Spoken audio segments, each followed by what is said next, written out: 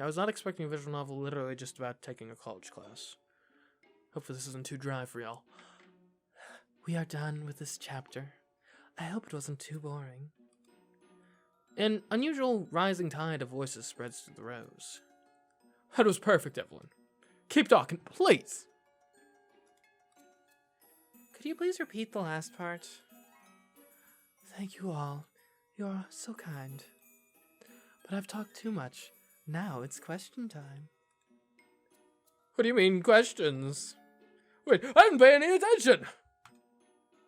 Who can tell me what the Barnum effect is? Is that going to be named for P.T. Barnum the con man? A few hands go up, including Emma's. And Dan's? I'm being upstaged by Dan? This cannot be allowed to continue. You, next to Kay. Emma straightens up slightly in her chair. It's the principle used for personality tests or horoscopes. People are flattered by a speech that valorizes them, which leads them to find inaccurate comments about their own personality relevance. Okay. Evelyn quickly claps both hands. Excellent, that's exactly right. What's your name? Emma hesitates for a moment, surprised by this teacher's unusual familiarity with her students. Emma. That's perfect, Emma. Read any personality test and you'll always find a subtle mix of flattery and statements generic enough to fit the majority. Once convinced that the test results represent who you are, you would become more likely to accept completely false statements about your own personality. This is the power of the Barnum effect. Evelyn, you are the best professor in the world. Evelyn bursts into a crystalline laugh. Sorry, but flattery needs at least a little bit of subtlety, otherwise it doesn't work. Let's see, who can tell me about the bystander effect? Oh, I actually know about this one. This is where, well, basically, if you got a large group of people around something, the kind of gut level reaction or natural reaction of most people involved is going to be to just stand by and do nothing on the assumption that someone else is going to act, which obviously can have, disastrous consequences if everyone is acting on that assumption. And by everyone acting on that assumption, I mean no one's acting because of that assumption. It's a classic that you've already faced in real life. Hands go up again. No. It's always the same people answering. I'll pick someone this time. She moves slowly across the stage in search of her prey, one hand brushing the desk as she continues to walk. You, over there, what's your name? Lucas, ma'am. Evelyn. The guy named Lucas, I've probably talked to him twice in my life, is casually sitting in an obvious attempt to appear cool and relaxed. So, Lucas, do you know what the bystander effect is? Lucas' smile widens. It's when you are a bystander to a significant event that you're able to replicate afterwards with accuracy. A swing and a miss from Lucas in the back row, or whatever row he was in. For example, I was able to date very talented girls. Lucas, the questions posed by the professor in a lecture such as this is not meant to be a chance for you to flirt with said professors. This is highly unprofessional. As a result, now I can pull off some amazing tricks. He concludes his answer with a wink that he probably believes to be the most charming in the world. Poor guy. It was dorky, vulgar, and probably off topic. What a douche. You bet. It would be like if he just gets kicked out of the class. To my surprise, Evelyn continues to smile in a perfectly natural way. It does not surprise me. After all, you look like you belong to the gifted type. It's up to you to find out. Evelyn's smile widens. Oh, but I already know better than anyone. Huh? Unfortunately, that wasn't the right answer. What was that? A blinding flash of light fills the entire room for a split second. immediately followed by a dull crack. My eyes instinctively closed at this sudden light assault. The classroom is now dead silent. When I finally managed to open my eyes for good, I find myself facing a vision of horror. Huh. Evelyn is elegantly seated on the table right in front of Lucas, smiling. Terrifying. In front of her, Lucas stares dazedly at the long blue spear that crosses his chest. There's blood absolutely everywhere. The eyes widened. Lucas tries to articulate some words, but only a bubble of blood springs from his lips and splashes a little more his completely soiled clothes. The blue spear seems to glow with a supernatural and devious gleam, as if animated by a will of its own. Evelyn keeps her eyes riveted on Lucas's face, whose life is rapidly slipping away. It feels like time stays frozen for an eternity. My brain, unable to process the images I'm witnessing, can no longer reason rationally. Shit. Lucas is covered in blood. Evelyn, the magic spear. I'm dreaming. A nightmare. That's impossible. I barely managed to hear the scream that tears through the surrounding silence. I think they already had the voice acting cut out on that one. I don't need to do that. Help! Run! The paralysis that had gripped the entire room disappears all at once, as if by magic. A very large panic begins with half of the students taking cover under the tables, while the other half rushes to the door. Door located at the other end of the room from my seats. Fuck. Emma turns to me, her face livid. Without thinking, I pull her against me and tip backwards so that our bodies are under the table. The protection is purely symbolic, but what more can I do? While my brain is screaming at me to think of a way to get to the door, my gaze goes back to Evelyn. Still smiling, she gently caresses the handle of the spear without seeming in the least disturbed by the agitation around her. Her medallion glows with the pulsing of the magic spear, which seems to be absorbing the life of her unfortunate victim. It seems that Lucas is living his last moments. His face becomes more and more livid. With each passing second, his eyes take on a gray color, specific to dead corpses. A frightful nausea invades me. I pull Emma a little tighter against me and force her head to turn towards my chest in a futile attempt to spare her from this macabre vision. In spite of the ambient rush, a new shrill scream, followed by a pestilential odor, as in like pestilence, okay, invades the room that silences all the other noises. As I try to find a proper vision angle without exposing myself unnecessarily, I manage to see a flaming mass collapsing on the floor just in front of the door. Don't tell me. Another student? No! Door is trapped! The students amassed near the door are all caught up in a primal panic. A tremendous stampede ensues, the crowd divided by the desire to get as far away as possible from the two corpses, that of Lucas and another unfortunate soul who was burned alive. Evelyn's bubbly voice rises from the center stage, as if she had teleported again from the back rows where Lucas' corpse still lies. No. Class is not over yet.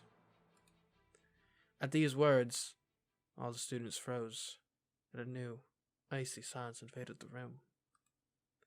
Evelyn's sharp smile lights up her face, which strangely no longer bears any trace of Lucas's blood. If you don't hurry back to your seats, I will have to punish you too. After a few interminable seconds, the message finally sinks in. Clear as blood. Punishment. Death. New panic sets in. Most of the students rush to the relative safety of the tables, while a handful remained motionless near the door, totally paralyzed by fear. Evelyn gazes at these death row inmates with a delighted expression. Oh, bad students. One of the 3 students still standing faints, her face maddened. The second lays eyes on the totally charred corpse and bends over to vomit profusely. The third, his limbs shaking all over, seems to have completely lost the control of his own body. Evelyn slowly approaches the door, her eyes riveted on the 2 girls on the ground. Poor thing. She fainted. What kind of teacher would I be if I punished a student with anemia? Her light-hearted laughter is in total contrast to the seriousness of the situation. As for her, Evelyn takes a small step to the side to avoid the puddle of vomit. I'm sorry, but eating in class is forbidden. That's how you mess up the room. With a nonchalant gesture, she extends 2 fingers in the direction of the unfortunate girl still on her knees and agitated by sporadic retching. Bam! New flash of light, blue this time. The student collapses totally on her vomit in a big spray of blood. Oh my, look how dirty she is. I hate dirty people. The last student, still standing, tries to move away, but his legs seem to no longer obey the movements intimated by his hips. He just manages to lean against the wall to avoid falling. Evelyn raises her eyes full of malice in his direction. Why aren't you sitting in your seats? The class has started already, right? The unfortunate guy opens his mouth like a fish out of water and painfully manages to squeeze a few words. It's not a valid answer. Sorry. Evelyn gives him a ravaging little wink, then quickly waves her left hand in his direction. Crack. New flash of light followed by a dull cracking sound. A long blue spear, identical to the one that pierced Lucas, goes through the student's chest and literally pins him against the wall. Contrary to Lucas, death must have been instantaneous. The student does not emit any rattle, and his inert head falls to one side in a frightening angle. Looking satisfied, Evelyn quickly contemplates her work, then returns to the desk while clapping her hands. Well, I guess now we can resume the class. She runs her delicate hand through her long hair. I think I was just asking you some questions. Alright, just a few more questions, and we'll start a new chapter. Let's see. Evelyn sweeps the room with her eyes. All the students have taken shelter under the tables, just like Em and me. A perfectly useless shelter, inasmuch as the underside of the tables is visible from the board. It's gonna be difficult for you to take notes crouching like that on the floor. Despite her enchanting smile, an evil glint gleams in her eyes as she opens her mouth again. If you don't take notes, I'll have to consider you absent. The signal is clear. Obey or die. The students slowly stand up and reluctantly sit back in their seats in dead silence. Despite my heart beating way too fast, I take the risk of standing up as well, Emma still in my arms. My will is close to breaking when Emma raises her big doe eyes to me filled with tears. Emma, trust me. My voice is only a whisper, but she nods and lets my arms guide her. I sit her back down in a seat right next to mine, and sit down as well. Her morbidly livid face doesn't let me forget the nausea rumbling deep in my guts. This is a nightmare. A pure nightmare. I slowly turn my head towards Evelyn, praying not to meet her eyes. With a big smile on her face, she is making sure that everyone is seated properly. A particularly sickening smell of burning flesh finally reaches my nostrils. I glance at the black carcass lying on the floor near the door. Just imagining that it is the corpse of another human being makes me want to regurgitate the contents of my stomach. No way. Magic doesn't exist. There's no such thing as a teacher's killing students in a classroom. Not in my life. Not in my very average, very basic student life. It's impossible. Emma's small hand squeezes mine. Despite her shaking, the touch of her soft skin manages to calm my emotions slightly. Enough to bring me back to my senses. I need to be rational. Control my emotions. Survive. We must survive. Evelyn can kill us in the blink of an eye. She's using magic or a super-powered weapon from the future, whatever, it doesn't matter. The facts are simple. We are totally powerless against it. So we have to trick it, to understand her motives, the rules that underlie her morbid game. Turn them against her, like in a video game. I close my eyes to try to concentrate more, without success. Don't be an idiot. It's not a video game. There are no rules, no solutions. No escape. I open my eyes again and meet Evelyn's gaze. My blood runs through my veins, like it normally does, but more so this time. Did she just wink at me? Her attention immediately shifts to the other side of the room, but the uneasy feeling persists. Am I next? My swallowing becomes very difficult, as if my throat has become totally knotted. I'm going to die. Like Lucas. Like the others. We are all going to die. My eyes freeze on the door to the room. The only way we can escape. The only way to survive. A door. Trapped. A door that condemns the one who puts his hand on it to die by fire. My breath is getting shorter and shorter as I curl up slightly in my seat. We can't get out anymore. Trapped. Condemned. Is everyone seated? Good. Let's get back to the questions.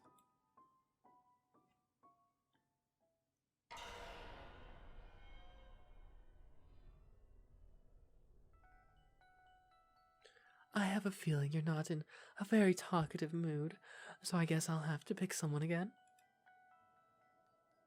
Evelyn slowly ascends the central staircase, her hand gently brushing the surface of the tables as she moves. The students closest to her passage cower in vain, hoping to become invisible, all the while avoiding moving too much so as not to attract the attention of our tormentor. As Evelyn passes by our row, Emma leans slightly towards me to get as far away from her as possible, a look of terror on her face. I force my gaze to stay focused in front of me, despite the fear of being hit by a magical projectile from the stairs to my right. A barely audible sigh of relief escapes my lips as I hear Evelyn's footsteps move away from us. She stops a few rows up, both her hands patting the table in the unlucky row with an impatient look. Tell me, what's your name? Slowly and carefully I turn my head to catch a glimpse of the unfortunate victim out of the corner of my eye, sitting just a row away from Dan. That guy. It's Matt, Zoe's ex. His usual self-confidence seems to have completely disappeared.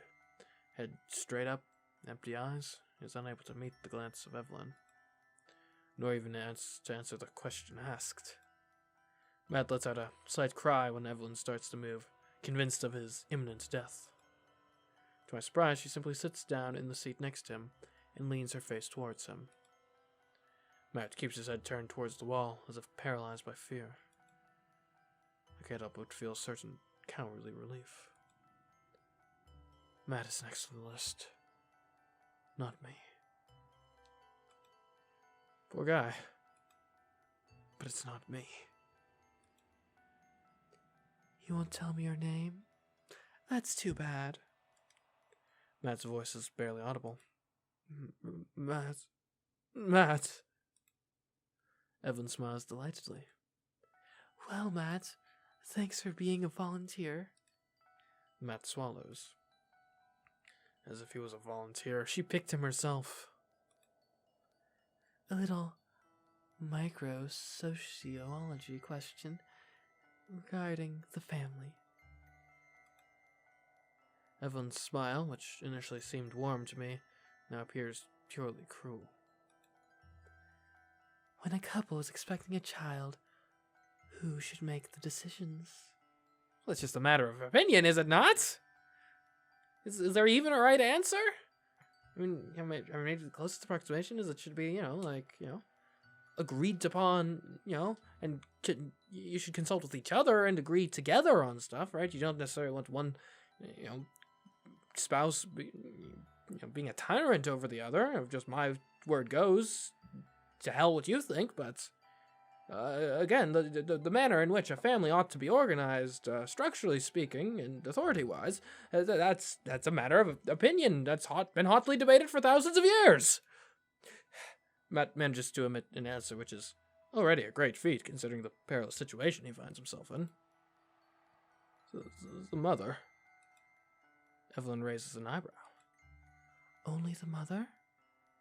That's interesting. The entire class holds its breath. But does that mean the father has no say in it? Ever? Face dripping with sweat, Matt answers in a surprisingly firm voice. Both! It's both! Ah, both! That's very interesting. Evelyn's smile grows more and more crooked. But you can't change your answer afterwards. It's like cheating.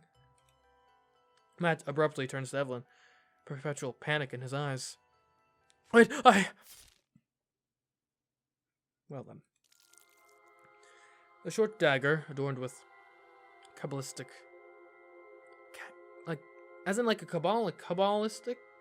Kabbalistic engraving springs from Evelyn's outstretched hand and comes crashing down Matt's throat with a particularly sickening sound.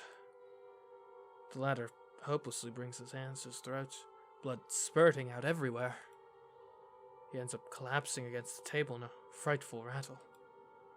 Evelyn contemplates her macabre work with a satisfied air, her medallion sparkling of a blue supernatural glare.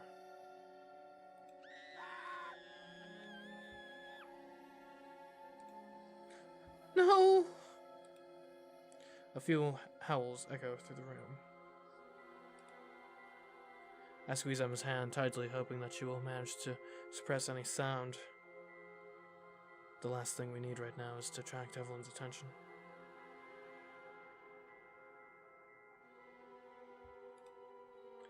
I think we can stop the question part for now.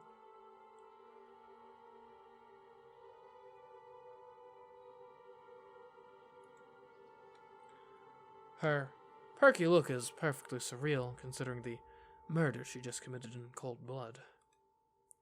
This woman is evil. A witch. She's a witch.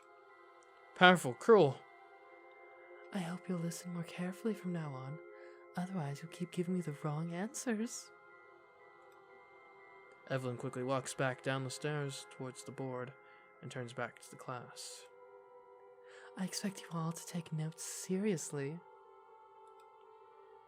I can't believe it. Is she going to resume the class?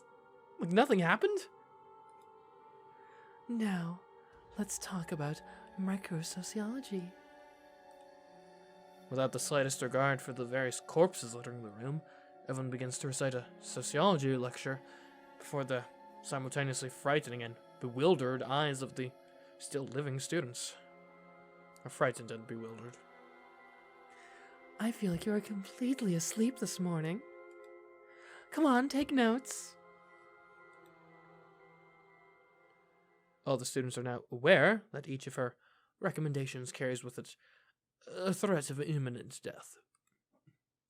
As a result, I hear a number of hands timidly tapping on keyboards, beginning with Emma's, on whose face I read deep terror. I will say, though, one can have some, perhaps differences in opinion with regards to the methods she's employing, but you can't deny that the discipline of this class has just shot up tenfold upon her, we'll call them unorthodox teaching strategies.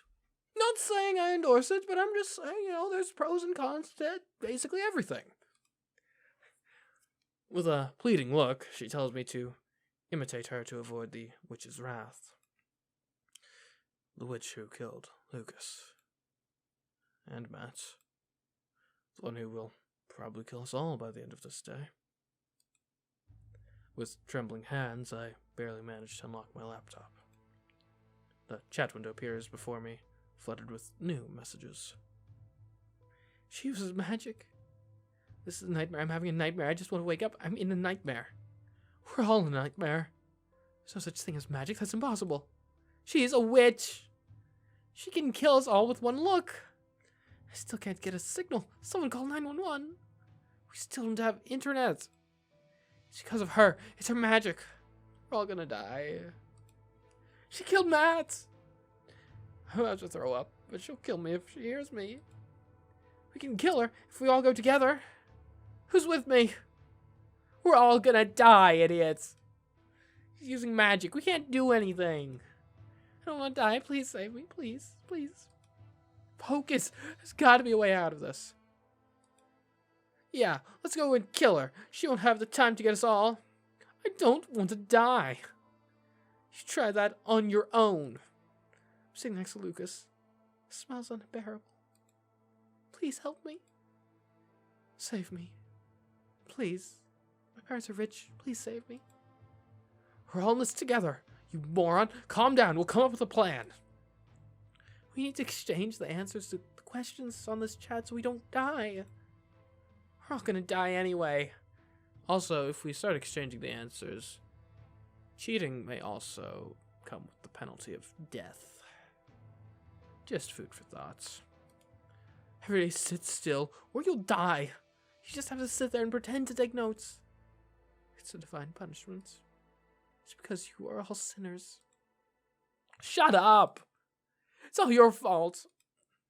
You're a sinner too, so shut up. We are fucked. A divine punishment? Maybe that's what it is after all.